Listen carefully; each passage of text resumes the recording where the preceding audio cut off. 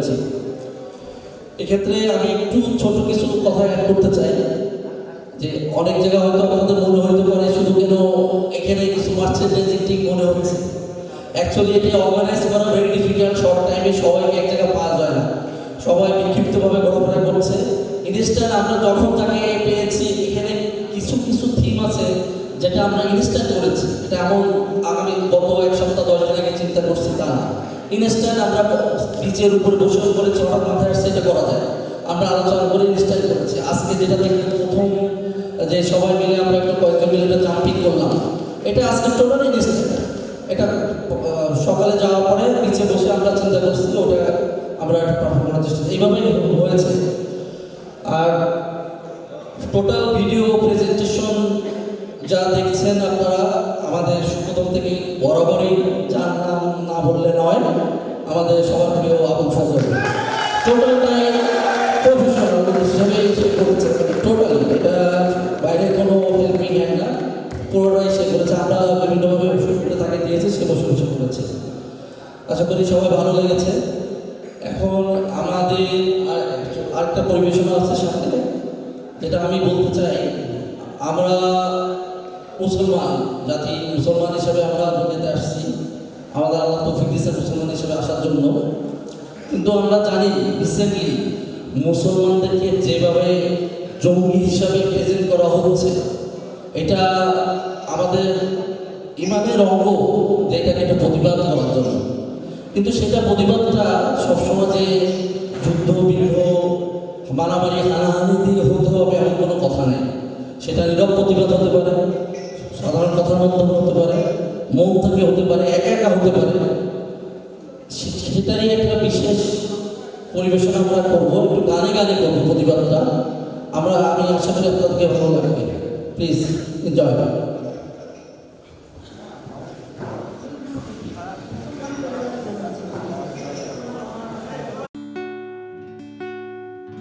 আমি মুসলমান পরিবারে জন্মেছি।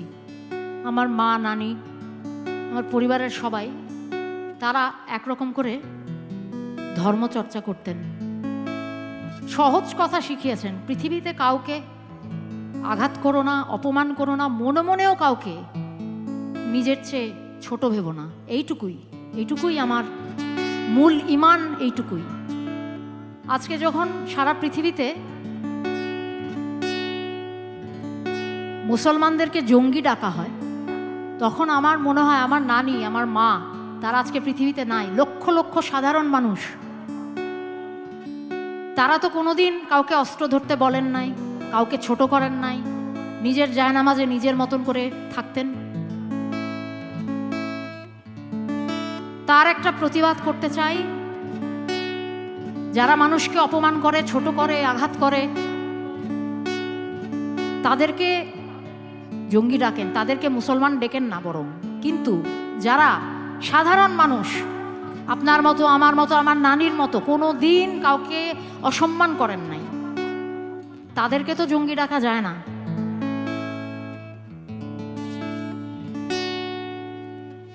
ভালো করে দেখো আমি মুসলমান, আমি মোটেও তো নই আর কারো চেয়ে বড়। আমি ভুলেও কখনো চাইনি ধ্বংস কারো, আমি কখনো কাউকে বলিনি অস্ত্র ধরো। ভালো করে দেখো আমি মুসলমান, আমি মোটেও তো নই হিন্দুর চেয়ে বড়। আমি কখনো ভুলেও চাইনি ধ্বংস কারো, আমি কখনো কাউকে বলিনি অস্ত্র ধরো।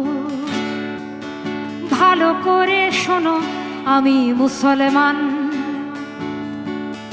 ভালো করে শোনো আমি মুসলমান। আমি কখনো ভাবিনি কেউ তো আমার ছোট, আমি কখনো ভাবিনি হিন্দু আমার ছোট।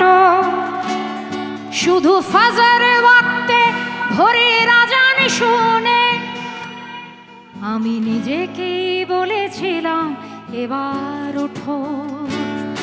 আমি নিজেকেই বলেছিলাম এবার ওঠো, ভালো করে দেখো আমি মুসলমান, আমাকে জঙ্গি ডাকবে না বারবার। কোনো কালে আমি ছিলাম না সেই জন, পৃথিবীকে যারা করে দিল ছাড়খাড়। আমি কখনো বলিনি সীমা লঙ্ঘন করে, এখনো সময় রয়েছে নামাজ পড়ো। তুমি ভালো করে দেখো আমি মুসলমান, নিজেকেই শুধু বলি প্রার্থনা করো। তুমি মনে রেখো আমি মুসলমান, আমি বিধাতার খুঁজি শান্তির প্রয়োজনে। শোনো আমার ধর্ম আমার যায় না মাঝে, আমার ধর্ম আমার ঘরের কোণে।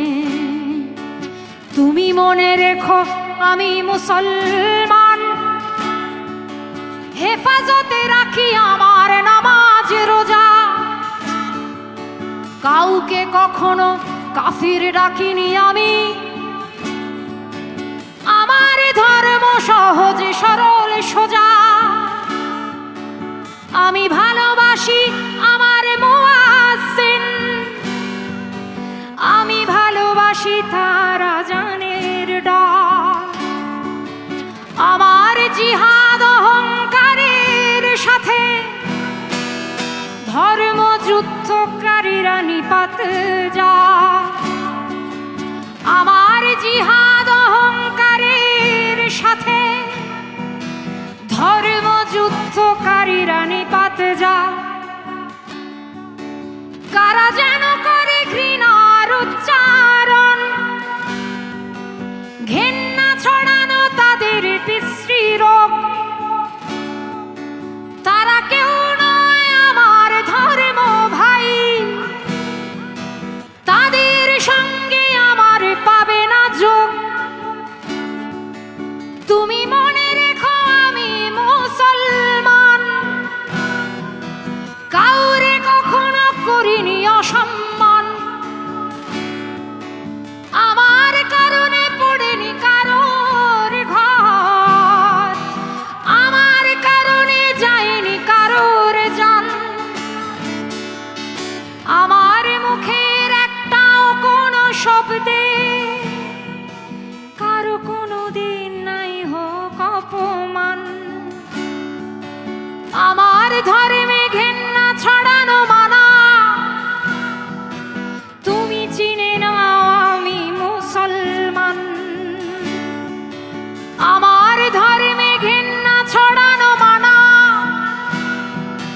তুমি চিনে নাও আমি মুসলমান।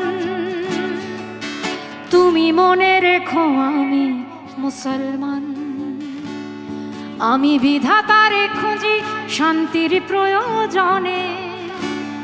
শোনো আমার ধর্ম আমার যায় না মাঝে,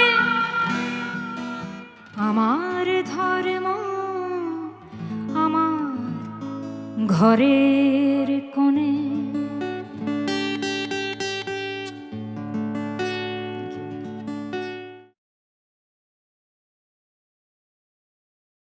এটা হচ্ছে এখন শীতকাল নাকি?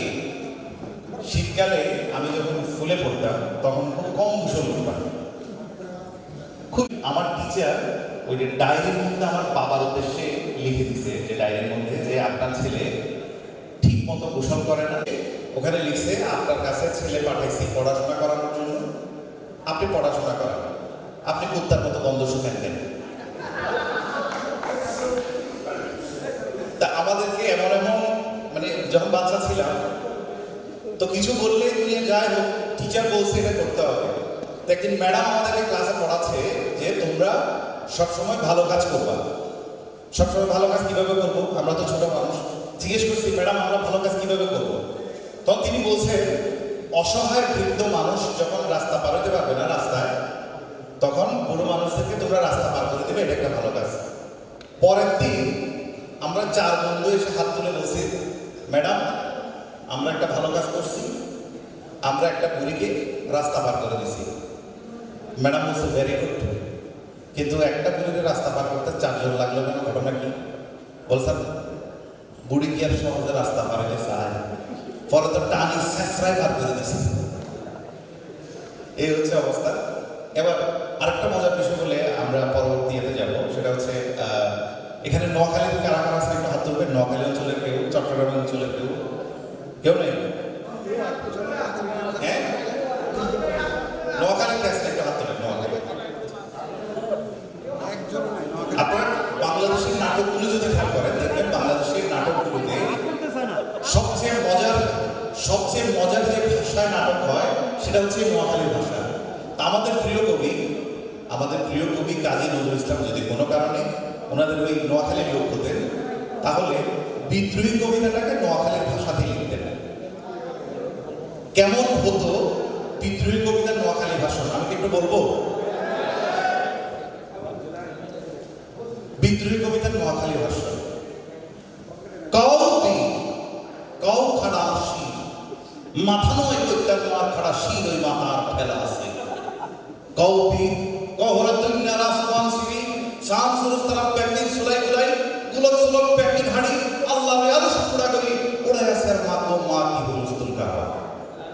আর লাল ভগবান জলে বড্ড শক্ত খাড়া শীত কও বীর আই সারা জীবন খাড়া তেরা নয় আসি আই তুফান আই খাড়া আসামে জিনফার ব্যাকগ্রাউন্ড তালে পিছি হারে আই নাসের হাগল ভক্ত মকবুল আই হাতার নাসে আস্তাবুল আই সাগল আই বিলাই আই ইন্দু আই হেরি করি যেন মনসার আই শত্রুর বাড়ি দাওয়া দেখাবে আবার আজরার লোক রসুল্লাহ খালাই আর মাথা খারাপ আই খাই কাঁচা আন্ডা আই খামর দি সিংলাই খামসাই সুলাই বলাই উষ্টা মারি এর ওর হতাই কবি আই চির ঘরোয়া এরা নয় আসি। ধন্যবাদ। এবং সেই সাথে আমরা স্ক্রিনে আরো একটি ফানি মোমেন্টসের ক্লিপ দেখবো। সবাই এনজয় করবে, একটু জুড়ে হাত তালি দিয়ে সবাই।